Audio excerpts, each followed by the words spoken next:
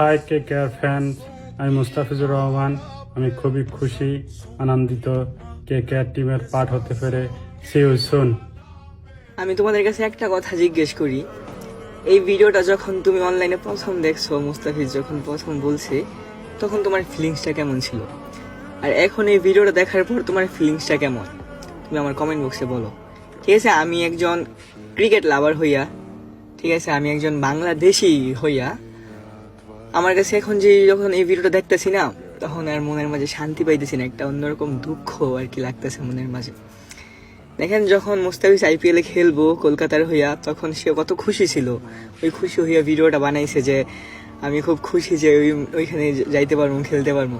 দেখো, আমার কাছে খুব খারাপ লাগতেছে, মুস্তাফিজের কাছেও খুব খারাপ লাগতেছে হয়তো, বাট সে কিন্তু এটা অনলাইনে ওইরকম করে প্রকাশ করতেছে না। বাট আমরা অনেক মানুষ অনেক রকম করে সমালোচনা করতেছি ওরে নিয়ে।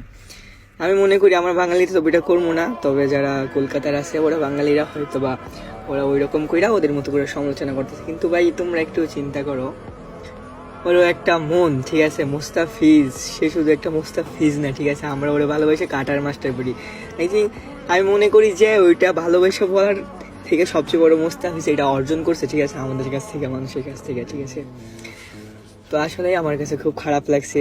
তবে আমি একজন ক্রিকেটার লাভার হইয়া, একজন বাংলাদেশি হইয়া আমি এতটুকুই বলতে চাই, আমি আমার ক্রিকেটকে ভালোবাসি, দেশকে ভালোবাসি, সব সময় আছি আমি আমার মুস্তাফিজের পাশে আছি, মুস্তাফিজকে ভালোবাসবো, তার খেলা দেখবো।